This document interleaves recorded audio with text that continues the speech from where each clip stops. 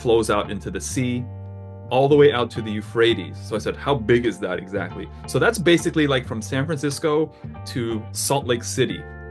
We're talking like a Texas-sized swath of land here. Welcome back, everyone. We are looking back at this past week's Sunday readings and looking ahead to next Sunday's readings. We know that most people attending Mass don't look ahead to the readings they'll be hearing. So I hope you'll find our little show fun and useful, especially if you're looking to connect more to the Bible readings during Mass. My name is Vincent, and my buddy's name is Roy. We've been friends since childhood, and we both volunteer at different churches as lectors, or the guys who read at Mass. We'll offer our thoughts on the readings, as well as share some fun stories about volunteering at church and everyday life. Okay, let's get started. How was your Ash Wednesday? It was great, actually. My daughter got the monthly reward for responsibility. It was a surprise. I usually just drop her off. And so I said, I'm coming to your morning assembly because we're going to Ash Wednesday. And then she got the reward, and I was like, oh, I'm recording. Congratulations and things like that. One other act of charity that during the Ash Wednesday, the lectors pick up the baskets. And the reason why I wanted to bring this up is because it's part of the readings today. Typically for the school Mass, there's no offerings. The baskets are just like hanging out there. So I was the one who picked up the baskets, which hint, there's something about baskets later on. I had to tell you the disastrous banana nut muffin story. My wife bought like this Costco-sized bunch of bananas, right? And we had these 3 bananas sitting there for days. For some reason, like, it's Ash Wednesday, let's make banana nut muffins at 9 o'clock at night. The recipe called for about 20 minutes baking time. The whole thing should take an hour mixing, baking. Dude, it took me 2 hours. It wasn't cooked, it was straight uncooked. I take it after 25 minutes because it was already uncooked. I put in there another 15 minutes. I go do something else. I come back, another 15 minutes. It's still uncooked. I'm like, what's going on? So I just had to up the temperature a little bit. By that time, they were kind of half ruined, right? And they were borderline inedible, to be honest with you. They were rubbery. Rubber glue and corn husk feeling of like, those protein bars that you've had. They're like, ugh. It was like that. And I'm like, I should just save those, and that'll be my penance for Lent to finish. Your Lenten sacrifice. Lenten sacrifice. I need to eat these dozen banana nut muffins that feel like rubber. So again, for my Lenten sacrifice is I cut out YouTube. And so I was like, this is hard because you're posting it on YouTube. I'm like, oh my goodness. Thank goodness for Sunday is supposed to be a feast day, right? How am I going to preview this? I go, oh, I got Sunday because the bridegroom was with us. Yes. It's feast time. All right, before we look ahead to next Sunday's readings, let's do a recap of what we heard this past Sunday. In the first reading, we had Moses telling the people to offer their first fruits, not their second fruits, not their third fruits, not their leftover fruits, but their first fruits, and to remember how God delivered them out of slavery in Egypt and his gift of the promised land. The responsorial psalm told us to trust in God, who rescues us and protects us. The second reading told us to confess that Jesus is Lord and that God raised him from the dead, and that all who believe and call on the Lord would be saved.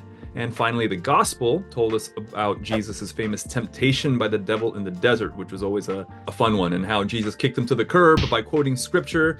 And we also see how the devil kind of tries to twist the words of scripture against Jesus. So that was a pretty good gospel. Is this where the baskets come in or not yet? No, it's just in the first reading, it talked about the baskets bringing with the first fruits. So I just thought that was kind of a funny coincidence.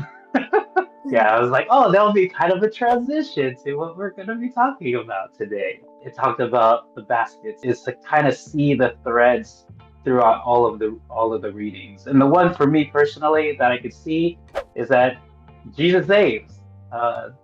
In all of their and Jesus saves. That's the big thread that I want to make sure people can see as they listen to the lector.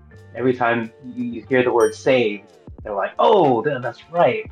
I get back on track. So one cool thing that I kind of want to point out in the gospel, again, we usually hear about devil's 3 temptations. And that's actually where we get our pillars of Lent: penance, prayer, and fasting.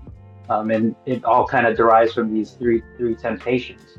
One of the cool things is how it relates to Eve's temptation of the snake. And so where Eve failed the temptations, Jesus passed the temptations. When Eve saw the apple, it looked good, and that it was her pride that's like, I don't think God was telling me the truth, and I want this for myself. And so where the devil with Jesus, he's talked about the bread, the dashing of his foot, it's the pride of life, right? And where he says, don't test me. Yeah.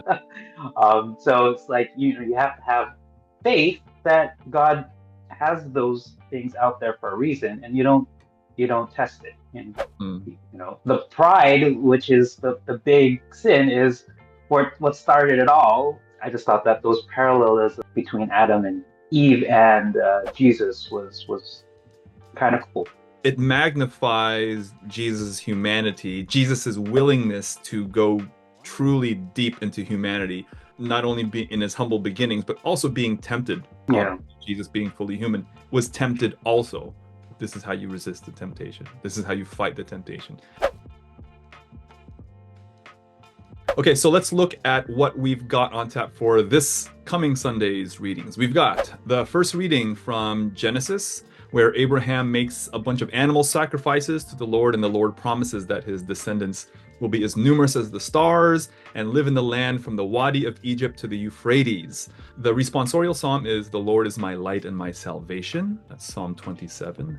The second reading, Philippians chapter 3, verse 17, where Paul describes the enemies of the cross of Christ by saying, their end is destruction, their God is their stomach, their glory is their shame, which I think was kind of fun. Like, their God is their stomach, which I think is especially appropriate for Lent when people try to fast, right? And then finally, the gospel is the Transfiguration, where Peter says that they should set up 3 tents for Elijah, Moses, and Jesus. One word about the Wadi of Egypt to the Euphrates. So I said, okay, where is the Wadi of Egypt? So basically the Wadi was like this river near the present day Egypt and Israel border, where this river that kind of comes during the springtime flows out into the sea, all the way out to the Euphrates. So I said, how big is that exactly? So that's basically like from San Francisco to Salt Lake City. West to east, or on the East Coast, it's like from Washington, D.C. to about Indianapolis. We're talking like a Texas-sized swath of land here. So when you hear that, now you know what the Wadi of Egypt is. But what city is in like close to the Euphrates? I forgot the name of the city on the map, but it's not quite all the way to Baghdad, but it's almost to Baghdad. So if you take from Jerusalem all the way to Baghdad, it's a big swath of land. I'm reading a children's Bible from N.T. Wright. What I found really cool was that it actually gave like hyperlinks, pointed it to the different, for example, that one hyperlink, go to the page where there's a reference to it. It also has maps in the back. This is where Egypt is, and here's the promised land. I have the map here. I could show it.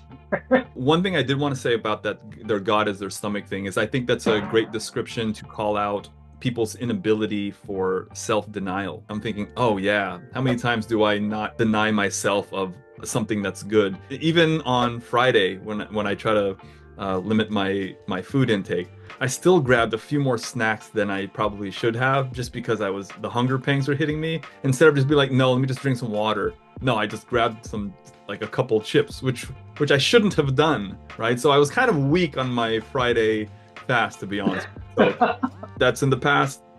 Do it again. It's another week. It's another Fridays. St. Patrick's Day is coming up. That's one thing I just want to throw in here that's coming up between now and probably the next week's podcast. So these are things you got to know about St. Patrick. He was not Irish. He was a Roman Briton. Britain was still a part of the Roman Empire at the time, but he was caught at the age of 16. He was enslaved in Ireland, which was a land of criminals at the time, and he eventually escaped at the age of 22. So he was in slavery for about 6 years. He went off, became a priest, and then he went back to Ireland as if he had like some unfinished business to do. And in a way, I guess he did, because he became a bishop, went back to Ireland, and then Christianized much of Ireland, as we all know. So for those of you who celebrate, don't forget who St. Patrick actually was. He was not Irish. And he was a saint. So hopefully that's some tidbit of information that's helpful for those of you who are listening. Okay, how was it? I hope you got some positive takeaways from this. Leave your thoughts below in the comments, and don't just like and subscribe, but also click that share button and share this with your family and friends as well. Take care and God bless. Again, this is my Simpson brain. I can see him going back and going,